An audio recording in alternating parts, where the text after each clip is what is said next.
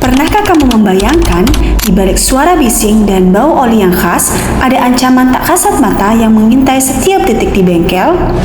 Zat berbahaya seperti logam berat, pelarut organik, hingga uap kimia, semua bisa masuk ke tubuh tanpa kita sadari. Inilah dunia toksikologi industri, ilmu yang mempelajari bagaimana bahan kimia di tempat kerja bisa berdampak buruk pada kesehatan.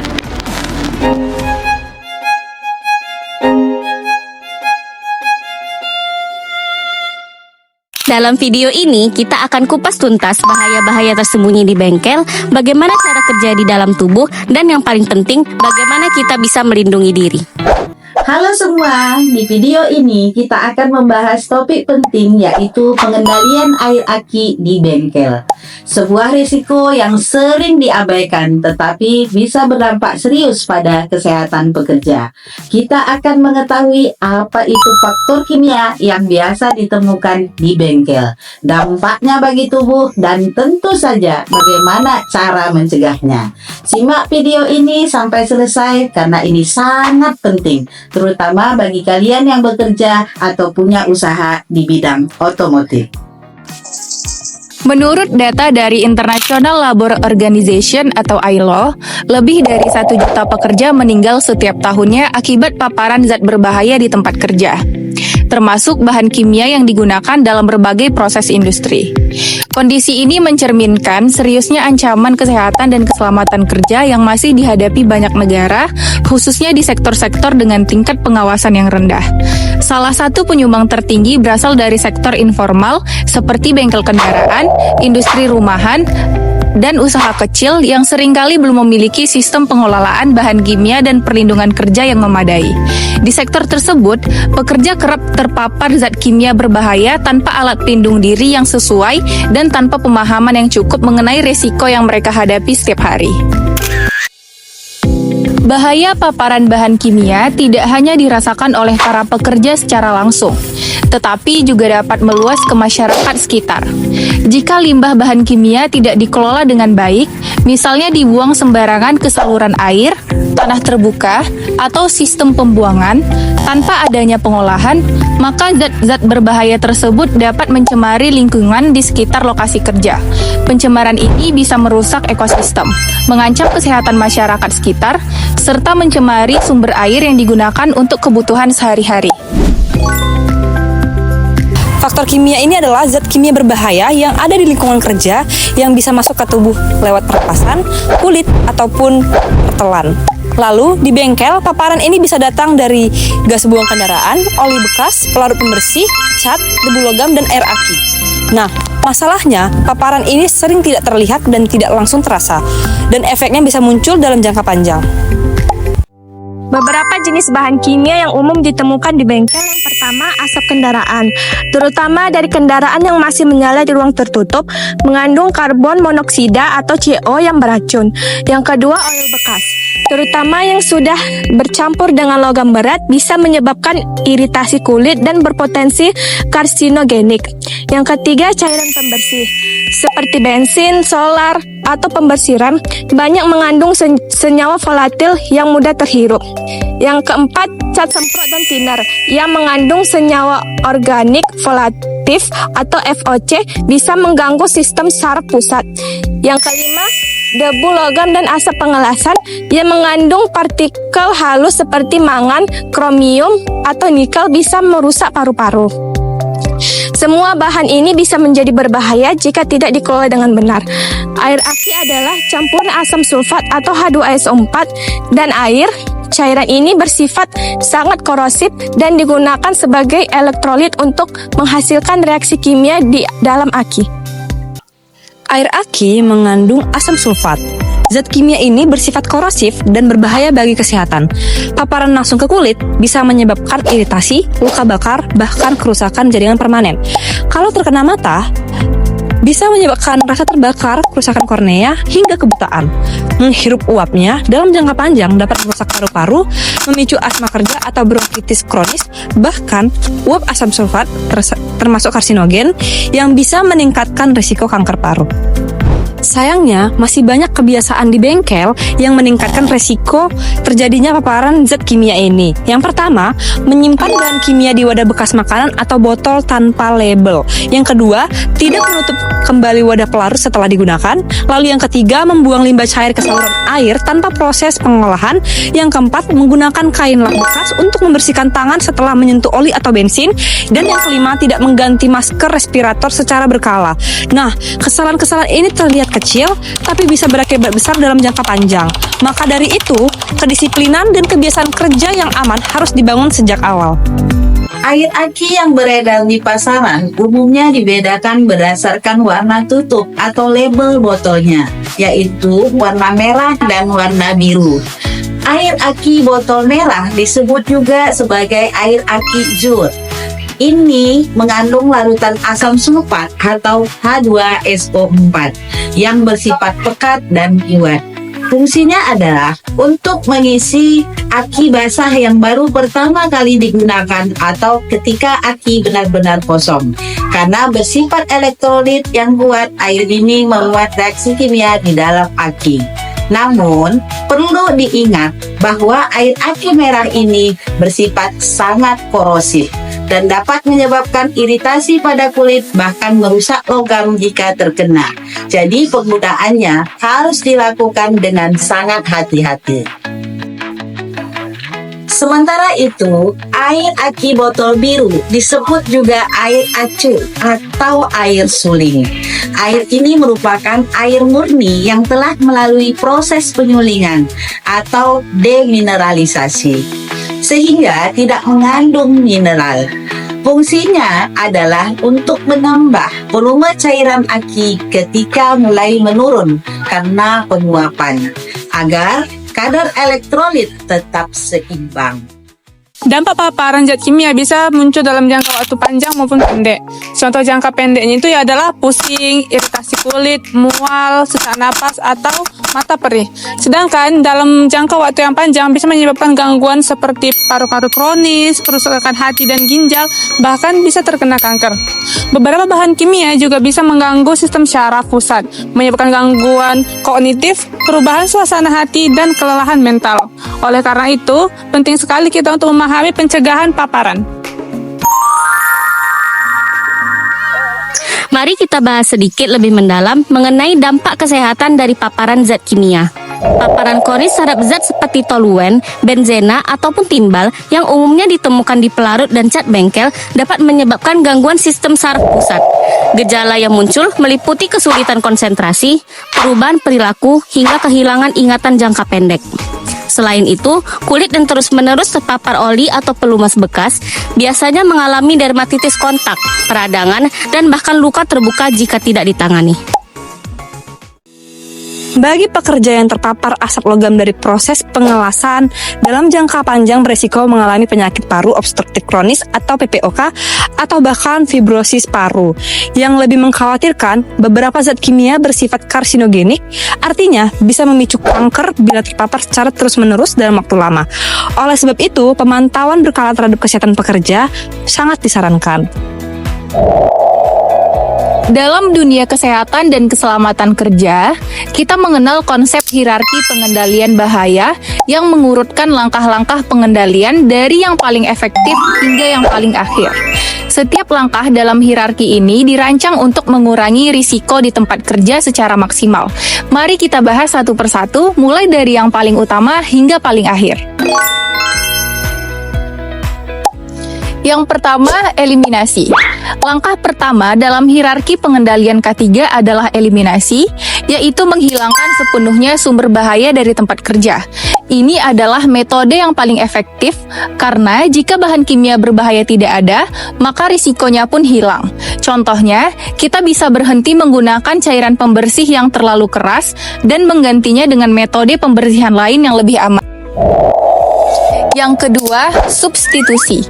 Jika eliminasi tidak memungkinkan, maka langkah berikutnya adalah substitusi, yaitu mengganti bahan kimia berbahaya dengan alternatif yang lebih aman bagi manusia dan lingkungan. Misalnya, kita bisa beralih ke cat berbasis air yang lebih ramah lingkungan. Yang ketiga, rekayasa teknik. Langkah selanjutnya adalah pengendalian teknis atau rekayasa teknis yang bertujuan untuk memisahkan pekerja dari paparan bahaya melalui peralatan atau sistem teknis. Contohnya, dengan pemasangan ventilasi, exhaust fan, atau filter udara di bengkel untuk membantu mengalirkan udara bersih dan mengurangi konsentrasi asap maupun uap bahan kimia yang berbahaya. Yang keempat, pengendalian administratif. Pengendalian administratif lebih fokus pada kebijakan, prosedur, dan perilaku kerja yang aman. Dapat kita lakukan dengan melakukan pelatihan rutin untuk para pekerja, pengaturan durasi kerja agar paparan tidak berlebihan, rotasi pekerja, serta penyediaan label atau lembar data keselamatan bahan kimia atau MSDS. Dan yang terakhir adalah penggunaan alat pelindung diri atau APD. Ini adalah lapisan pelindung terakhir ketika resiko masih ada meskipun pengendalian lainnya sudah diterapkan. Contohnya, dengan menggunakan masker respirator, kacamata pelindung, sarung tangan karet, dan sepatu kerja tertutup. Penerapan pengendalian saja tidak cukup tanpa edukasi yang berkelanjutan. Semua pekerja, mulai dari pemilik bengkel hingga mekanik baru, harus dilatih untuk mengenali bahan kimia yang mereka gunakan, membaca label dan simbol bahaya, serta memahami tindakan darurat jika terjadi tumpahan atau paparan. Budaya keselamatan kerja yang kuat harus dibangun melalui pelatihan rutin, diskusi kelompok, dan peninjauan bersama terhadap prosedur kerja. Perusahaan juga wajib menyediakan fasilitas pendukung seperti tempat cuci tangan khusus, tempat penyimpanan bahan kimia yang aman, serta jalur evakuasi darurat.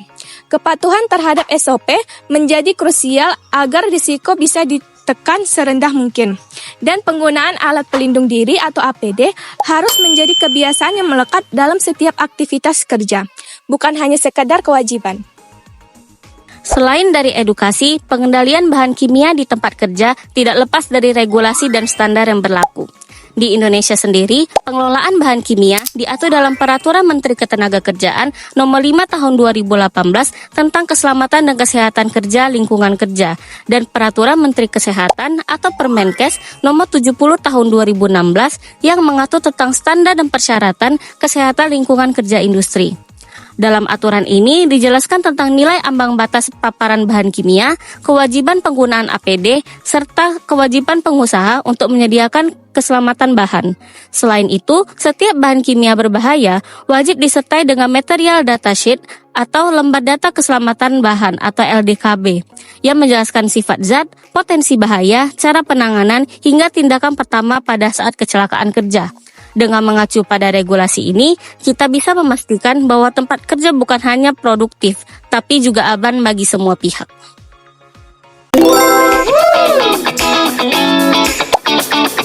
Let's go!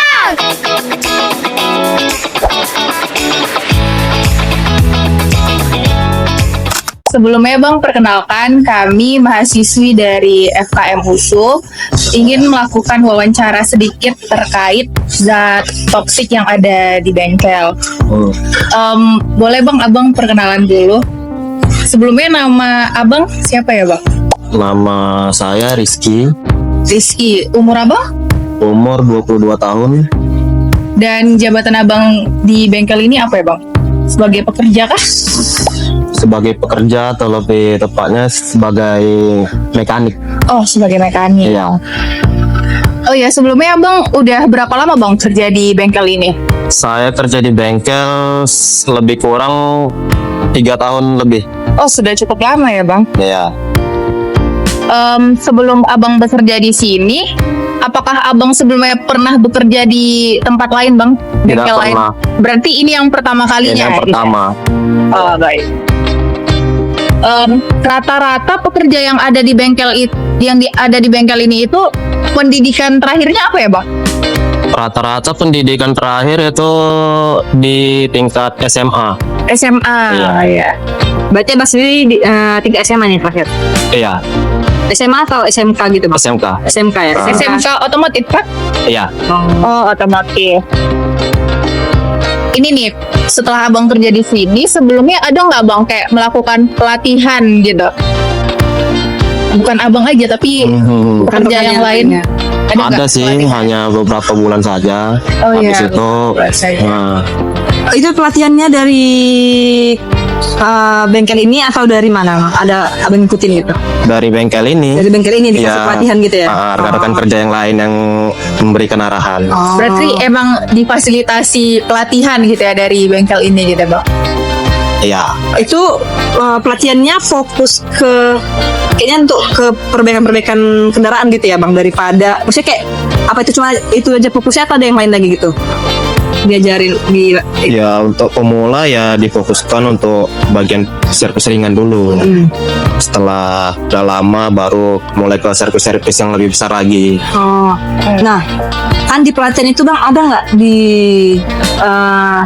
dibahas mengenai gimana aja hal-hal keselamatan gitu di bengkel gitu, ada nggak bang? Nggak ada dibahas? Ada Kak? Ada ya? Ada.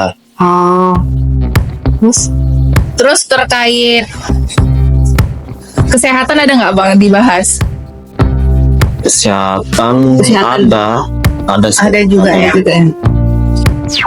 Jadi Bang, ada nggak standar sebelum menggunakan bahan kimia ini? Misalnya kayak harus menggunakan sarung tangan atau masker kayak gitu. Ada sih Kak, tapi untuk cairan tertentu seperti air baterai, tangki karat, atau cairan mesin-mesin harus menggunakan masker atau sarung tangan. Jadi semua pekerja sini berarti menggunakan bahan kimia itu udah tahu coba. Udah. Penggunaan sarung tangan tadi itu kira-kira ada nggak Bang kayak kejadian kecelakaan atau apa gitu karena dia lupa pakai sarung tangan tadi? Ya ada efek samping. Kalau karena Kak, karena lupa sarung tangan, lupa saat kerja, itu tangannya bisa terluka ya gara-gara kena panas mesin tadi. Oh, ada nggak kira-kira pertolongannya langsung gitu? Segera. Pertolongan aku ada, karena kita udah sedia alat ketiganya. Jadi Bang, dari mana biasanya bengkel ini mendapatkan bahan-bahan kimia seperti oli, air, apa deh sebagainya Bang? Air baterai Ya, terus disimpan di mana biasanya Bang? itu biasanya bahan-bahannya didapatkan dari toko-toko tertentu yang menjualnya, dan tempat penyimpanannya ada di dalam ruangan kita.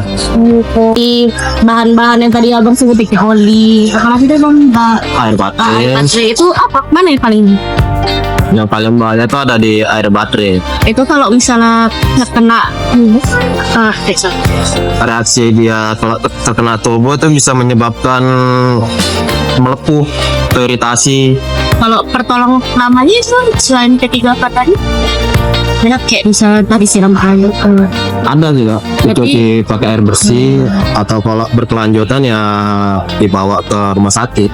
itu berarti di sini tuh cuci tangannya ya. Ada.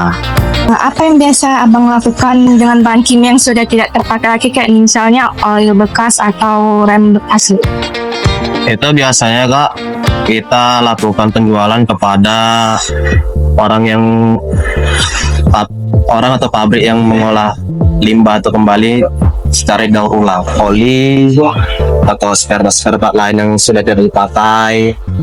Banyak sih. Kalau baterai, sini Bang. Baterai yang udah lagi. Oh, baterai yang nggak dipakai pun biasanya dijual juga sama penonton yang lain. Iya. Tapi bang di sini tuh nggak ada kan misalnya kayak bahan-bahan tadi itu dibuang ke selokan gitu, nggak ada itu ya? Nggak ada Kak. Emang udah dari penjelasan. Iya, karena itu kan dapat membahayakan lingkungan. Iya, maksudnya siapa tahu kayak dibuang gitu karena ini ya.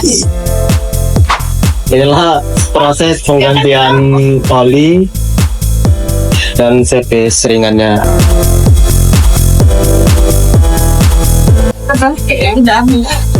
Kalau memang ada yang sampai dapat polisi Bang. Nggak ada sih, Nek. Sejauh ini ya terpleset ya udah. Ini hasil bersihnya secara berkala atau kayak mana Bang? Pembersihan secara berkala Kak. Setiap setelah selesai bekerja selalu dibersihkan. Tadi itu hari. Iya. Nggak bersihnya pakai apa ya Bang? Di tempat air aja tak? Tempat air aja. Berarti nggak kayak pada sabang gitu, gak hilang ini ya? Enggak. Sekarang tempat air aja dia udah hilang. Iya. Oke, ini kalau tempat air, sisi kemana ya aliran? Kok ini ke parit gitu ya? Airnya itu ke paret yang ada. Oh, berarti yang ini kalau yang parit ya bang, yang sampai limbah punya tadi baru ada. Iya.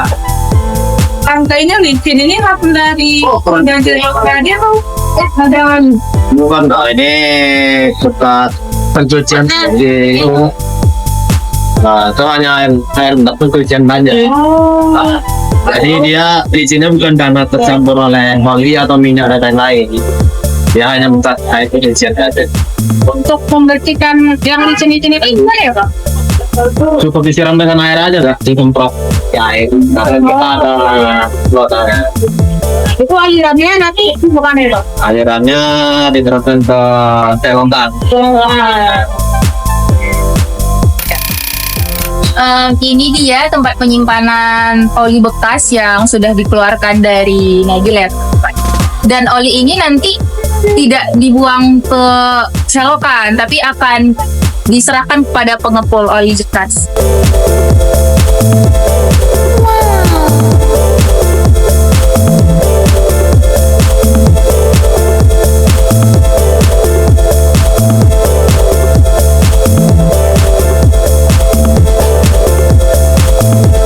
Sekian Bang wawancara yang kami lakukan. Saya ingin mengucapkan terima kasih kepada Abang atas ketersediaannya. Ya, sama-sama. Semoga semua penjelasan yang telah saya sampaikan tadi bisa dapat menambah pengetahuan kakak-kakak dari kampus. Terima kasih ya Bang. Ya. Isu keselamatan kerja sangat berkaitan dengan SDGs, khususnya SDGs 3, kehidupan sehat dan sejahtera, dan SDGs 8, pekerjaan layak dan pertumbuhan ekonomi. Lingkungan kerja yang aman adalah bagian dari hak dasar manusia. Jadi, mari kita dorong kesadaran bersama untuk menciptakan bengkel yang tidak hanya efisien, tetapi juga peduli pada keselamatan pekerjanya. Karena setiap tindakan kecil seperti memakai sarung tangan dan membaca label bahaya dapat menyelamatkan nyawa. Keselamatan kerja bukan hanya soal alat, tapi juga soal pengetahuan dan kesadaran. Dengan memahami bahaya faktor kimia di bengkel dan menerapkan prinsip-prinsip K3, kita bisa menciptakan lingkungan kerja yang aman, sehat, dan produktif. Ingat, pulang dalam keadaan sehat adalah hak setiap pekerja. Terima kasih sudah menonton, dan sampai jumpa di video edukasi selanjutnya. Dadah!